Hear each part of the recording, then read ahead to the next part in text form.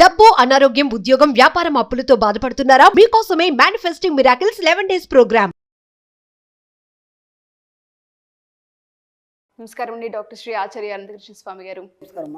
అసలు క్లాసెస్ ఎప్పుడెప్పుడు ఉండబోతున్నాయి? చాలా మంది అడిగేది క్లాసుల వివరాలు చెప్పండి అని. ఒకసారి దాని గురించి. మనకి 2024 14th జూలై మనకి హైదరాబాద్లో ఉందమ్మా. అలాగే 28 జూలై బెంగళూరులో ఉంటుంది. 14th ఆగస్ట్ వచ్చి విజయవాడలో ఉంటుంది. 11th ఆగస్ట్ వచ్చి అనంతపూర్లో ఉంటుంది. అలాగే మనకు 25 ఆగస్ట్ వచ్చి మనకు స్పెషల్ క్లాస్ ఉంది. స్పెషల్ క్లాస్ మ్యాక్సిమం అటెండ్ చేసే వాళ్ళు ఒక రెగ్యులర్ క్లాస్ అటెండ్ చేసే ప్రయత్నం చేయండి. చేస్తే మీకు స్పెషల్ క్లాస్ చాలా బాగా అర్థమవుతుంది.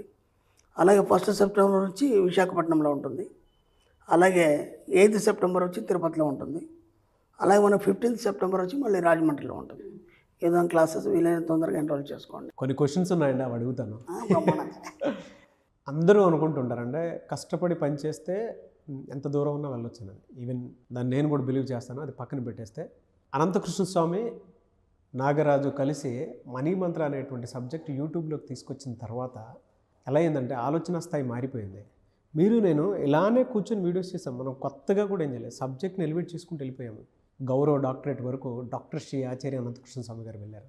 అది నాకు గ్రేట్ అచీవ్మెంట్ అని చెప్పాలి నా లైఫ్లో, నాకు పర్సనల్గా అయితే.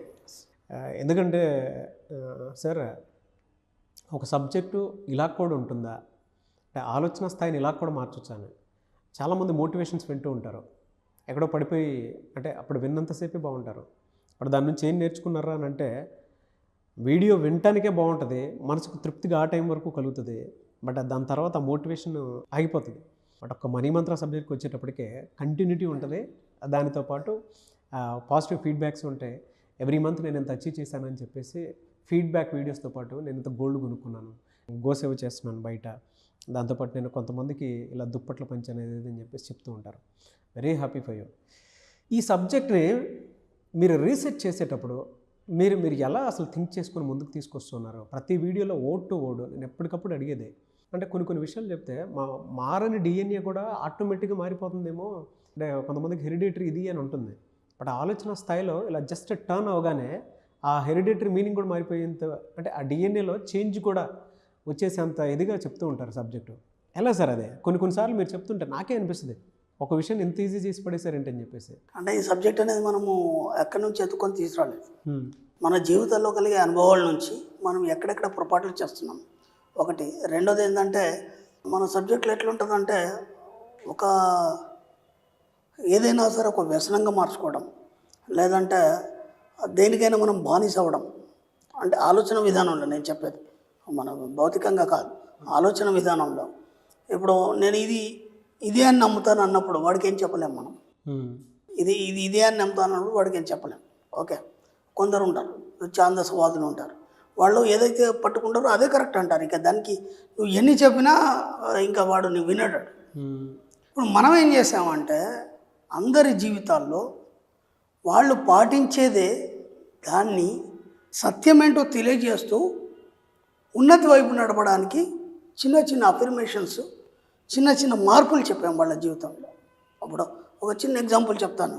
మీరు ఎన్నిసార్లు బయటకు వెళ్ళినా సరే ఖాళీ చేతులతో ఇంట్లోకి రాకండి. ఏదో ఒక వస్తువు తీసుకొని రండి, దానివల్ల మీ ఇంట్లో సమృద్ధి తోడవుతుందని ఒక చిట్టి తంత్ర చెప్పుకున్నాం మనం ఎప్పుడో. అవును, మీకు తెలీదు. నా క్లాస్కి వచ్చిన వాళ్ళు మ్యాక్సిమం కొత్త వాళ్ళు కదా, ఈ తంత్రం ఎవరు చేస్తున్నారంటే అందరి చేతులు లేపుతారు. ఇంతకుముందు అది చేయనప్పుడు ఇప్పుడు పరిస్థితి ఎలా ఉంది అన్నప్పుడు బ్రహ్మాండంగా ఉందండి. చాలా మార్పు వచ్చింది జీవితంలో, చాలా అంటే చాలా. అంటే ఎప్పుడు ఇంట్లో అన్ని స్టాక్ ఉంటాయి, ఎప్పుడు కూడా ఇది ఖాళీ ఉండదు, అంత సమృద్ధి అనేది తోడవుతుంది.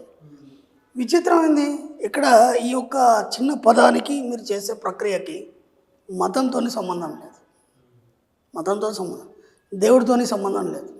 ఓకే, ఒక జాతితోని సంబంధం లేదు. నువ్వు మానవుడైతే చేస్తే సరిపోతుంది. దాంతోపాటు దీంట్లో కష్టము లేదు. ఇప్పుడు దానికోసం ఏదో చేయాలి, సాధన చేయాలి, గంటలు కూర్చోవాలి, లేదంటే నేను దాని మీదే కూర్చోవాలి, పరిశోధన చేయాలి, అట్లాంటిది ఏం లేదు. సింపుల్గా బయటకు వెళ్ళి మీరు ఎన్నిసార్లు ఇంటికి వచ్చినా, మీరు బయటకు వెళ్ళారు ఏదో పని మీద, పిల్లలు కానీ, తల్లి కానీ, మా భర్త కానీ, ఇంట్లోకి వచ్చేప్పుడు ఒక వస్తువు తీసుకుంటాం మనం, దాంట్లో తప్పేముంది? అది చాలా సులభంగా ఉంది కదా. అలా ఏం చేసామంటే వాళ్ళ జీవితాల్లో చిన్న చిన్న పదాలు, నేను ఖర్చు పెట్టిన ప్రతి రూపాయి నాకు 1000 రెట్లు వెనక్కి తిరిగి వస్తున్నందుకు విశ్వానికి కృతజ్ఞత, ఒక కృతజ్ఞత తెలుపుకోవడం తప్పేముంది? దాంట్లో ఖర్చేం లేదు. ఎంత హ్యాపీనెస్, దాంట్లో ఒక అద్భుతమైన ఫీలింగ్ రావడం, ఆ ఫీలింగ్తో వాళ్ళందరూ ఫ్యామిలీ ఆనందంగా ఉండడం, అలా పిల్లలు చెప్పుకుంటున్నారు ఈరోజు, వాళ్ళు చెప్పుకుంటున్నారు. దానివల్ల ఏమైపోయింది, ఒక పాజిటివ్నెస్ అనేది వాళ్ళ ఫ్యామిలీ సరౌండింగ్ ఏర్పడింది. దాంతో ఇంతకుముందు లేని విషయాలు ఈరోజు చూడగలుగుతున్నారు. గొప్ప గొప్ప విషయాలు వాళ్ళు అనుభవించేటి అన్నీ కూడా ఎప్పుడైతే కోరికలు అలాగే స్తబ్దం అయిపోయినాయో అవన్నీ కూడా ఇవాళని తీర్చుకోగలుగుతున్నారు. కాబట్టి మనం ఏం చేసామంటే వాళ్ళ జీవితంలో ఈ సబ్జెక్ట్ని వాళ్ళకి తెలియకుండానే ఒక భాగంలాగా చేసి వాళ్ళ జీవితంలో మార్పు వచ్చే విధంగా చూపించాం. కాబట్టి అందరు దాన్ని ఆదరిస్తున్నారు. పర్సనల్గా చాలామంది అచీవ్ చేసిందే మొదట్లో బ్రాహ్మీ ముహూర్తం గురించి మీరు చెప్పారు. దాని తర్వాత అఫర్మేషన్స్ని జర్నల్ కిందకే కనుక రాస్తే అది డిక్లేర్ చేసినట్టు మేనిఫెస్టేషన్ కింద నేను ఇది చేయబోతున్నాను అని చెప్పేసి మీరు ప్రీవియస్ వీడియోలో చెప్పారు. ఒక్కసారి అది గుర్తు తెచ్చుకుందాం. ఎందుకంటే ఈ రోజుకి అంటే రాస్తున్నారు. ఈవెన్ నేను కూడా దాన్ని ప్రాక్టీస్ చేస్తున్నాను కాబట్టి చెప్తున్నాను. దానివల్ల రిజల్ట్ చూసాం కాబట్టి మీరు నేను ఇక్కడ దాకా కూర్చొని ఇంకా జర్నీ బెస్ట్ లెవెల్లోకి వెళ్తుందని చెప్పొచ్చు. చెప్తున్నాను దాని ఇంపార్టెన్స్ని ఏ విధంగా గ్రహించి మీరు చెప్పగలిగారండి అసలు అప్పట్లో? ఇది ఇప్పుడు మాట కాదు, మనం ఈ వీడియో స్టార్టింగ్లో 2018లో మాట్లాడుకున్నటువంటి 2018లోనూ 19లోనూ మాట్లాడుకున్నటువంటి మాట. ఇవాళ వాటి మీద వైరల్ వీడియోస్ నేను చాలా చూశాను. నేను మీకు ఇంతకుముందు చెప్పాను, నేను ఈ సబ్జెక్ట్లోకి రాకముందు ఇంతకుముందు నేను పర్వతం చేసేది, నేను తాంత్రికున్నా అని చెప్పాను మీకు. ఓకే, దాంట్లో ఎలాంటి బేషజం లేదు నాకు. నేను చెప్పుకోవాలి కదా నాన్న. అక్కడ ఏమైందంటే నేను ఎంతోమంది గురువుల దగ్గర నేర్చుకున్నటువంటి కొన్ని సంస్కారాలు ఏవైతున్నాయో ఆ సంస్కారాలు మాత్రమే నేను ఈ సబ్జెక్ట్కి ఇంక్లూడ్ చేశాను. ఎందుకంటే అక్కడ మనకి ఏం చేస్తారంటే ఒక భగవంతుడి సాధనలో కానీ లేకపోతే ధ్యానం కానీ ఆ పద్ధతిలో కుండలి కానీ ఎర్లీగా 4:30-4కి లేపుతారు వాళ్ళు. లేపి మనకి దాదాపు 3-3:30కి లేపుతారు. కళకృత్యాలు అవి తెరుచుకొని హాయిగా స్నానం వచ్చేసేసి మడి కట్టుకొని హాయిగా కూర్చోవాలి ధ్యానంలో. ఎందుకు ఇప్పుడే కూర్చోవాలి అనే ఆలోచన నాకు వచ్చింది. ఈ టైంలోనే ఎందుకు కూర్చోవాలి, నేను వేరే టైంలో కూర్చుంటే ఏమవుతుంది అర్థం, తెల్లవారుజామున ఎందుకు కూర్చోవాలి అనే దాని మీద నేను డిస్కషన్ చేయడం జరిగింది వాళ్ళతో. వాళ్ళు చెప్పిన కొన్ని విషయాల్ని నేను ఆలోచించినప్పుడు నిజంగా కూడా నేను ట్రయల్ చేసినప్పుడు అద్భుతాలు జరిగినాయి. అద్భుతాలు జరిగే సమయంగా నేను గుర్తించి మీ అందరికీ చెప్పాను. తప్పే ఉంది దాంట్లో. మీ జీవితంలో అనుభవాలు కావాలి కదా. అంటే ఇప్పుడు అదంతా తంత్రం లేదు దేవుడు అని పక్కన పెట్టేస్తే ఇక్కడ డబ్బు కోసం దాన్ని ఎందుకు మనం యూజ్ చేయొద్దు. డబ్బు సంపద ఐశ్వర్యం అనేది మన గొప్ప దేవుడు కదా, మన సబ్జెక్ట్ కదా, ఇది మన సబ్జెక్ట్లో దాన్ని కలిపితే తప్పే ఉంది. ఒక సక్సెస్ సాధిస్తాం కదా, దాన్ని ఇంట్రడ్యూస్ చేశాను. ఇది ఎందుకు అనేది కూడా నేను దాన్ని ఎన్నోసార్లు ఎక్స్ప్లెయిన్ చేశాను. ఆ సమయంలో నేను ఎందుకు కూర్చోవాలి, దానివల్ల ఏమేమవుతుంది. చాలామంది ట్రయల్ చేశారు, మంచి సక్సెస్ సాధించారు కదా, తప్పే ఉంది ఒక మంచి విషయం చెప్పడంలో. అక్కడి నుంచి గ్రహించడం జరిగింది. నాకు చిన్నప్పటి నుంచి నా మనసుతో ఏంటంటే సార్, ఏదైనా ఒక విషయాన్ని తీసుకున్నప్పుడు చాలా లోతుకు వెళ్ళడం, ఓకే, దాన్ని మొత్తం అంత చూసేదాకా నేను నిద్రపోన్నాను. అది ఎంతవరకు కరెక్ట్ అనే విషయంలో మీరు ఎంత ఫోకస్డ్గా అర్లీ మార్నింగ్ అలా చేసి ఉంటే అంత అనర్గళంగా వస్తుందండి. అంటే మా మైండ్లో ఏం జరుగుతుంది నాకు అదే అనిపిస్తుంది. ఒక్కొక్కసారి మీరు మాట్లాడేటప్పుడు ఆ కంటెంట్ అసలు మన ముందు ఏదో అన్కాన్షియస్లో ఉండి మాట్లాడుతున్నట్టు. ఎందుకంటే మనం టేకులు తీసుకోము, అనర్గళంగా మాట్లాడేస్తారు. బయట చాలామందికి తెలియదు. మీరు షూట్లో కూర్చొని షూట్ అయిపోయిన తర్వాత మీ పని మీది నా పని నాది. అసలు సబ్జెక్ట్ డిస్కషన్ కూడా ఏమి ఉండదు. జస్ట్ కూర్చుంటాము, ఆన్ స్క్రీన్ సబ్జెక్ట్ డిస్కస్ చేసుకుంటాం, మన పని మేము చేసుకుంటూ వెళ్ళిపోతాం. అంత అనర్గళంగా ఎలా వచ్చేస్తుంది? ఎలా వస్తుందంటే ఇప్పుడు షూట్ అయిపోయింది కదా మంది, నేను కారులో వెళ్ళిపోతాను కదా, కారులో కూర్చుండి నేను ఎక్కడికైతే వెళ్తానో అక్కడ వరకు కూడా నా మైండ్లో సబ్జెక్టే జరుగుతుంది.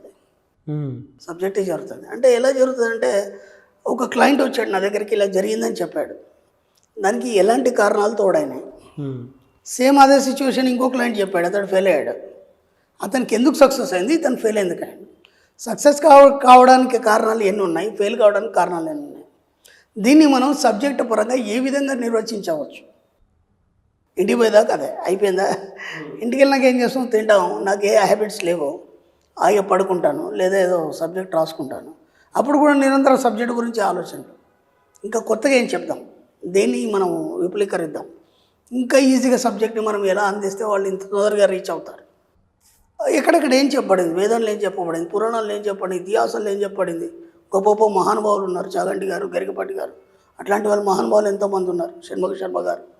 వాళ్ళు అంత డెప్త్గా సాధన చేసి వాళ్ళు అంత స్థాయిలో ఉన్నారంటే దానికి కారణం ఏమైంది, మన సబ్జెక్టు దానికి లింక్ ఏంటి, అర్థమైందా? అంటే ఎవరైనా ఎట్లాంటి వాళ్ళని మన సబ్జెక్ట్కే రావాలి కదా, ఇది అనంతం కదా, ఎన్నోసార్లు మనకు ప్రూఫ్ అయింది కూడా. ఎవరైతే చెప్పినా మళ్ళీ ఇక్కడికి రావాలి. కానీ ఒక స్థాయి అంత నాలెడ్జ్ ఉన్నవాడు కూడా ఆ స్థాయికి వెళ్ళలేదు. కొందరు ఉన్నారు ఏం నాలెడ్జ్ అంత స్థాయికి వెళ్ళారు. ఎక్కడ ఇది తేడా జరుగుతుంది, ఎందుకు జరుగుతుంది? సబ్కాన్షియస్ మైండ్లో జరిగే అద్భుతాలు లేదా అలజడులు, ఓకే, లేదా ప్రశాంతత లేదా ఉన్నత స్థితి, ఈ 4 భాగాలు ఏవైతున్నాయో వాటిని నిరంతరం గమనిస్తూ వాటి గురించి ఆలోచిస్తూ దాన్ని సబ్జెక్ట్గా మార్చే ప్రయత్నం చేస్తుంటారు. అందుకని ఆటోమేటిక్గా ఎప్పుడు అదే వస్తుంటుంది. Very happy for you. Thank you sir, thank you so much doctor Shri Acharya Anantakrishna స్వామి గారు. థ్యాంక్ యూ అండి.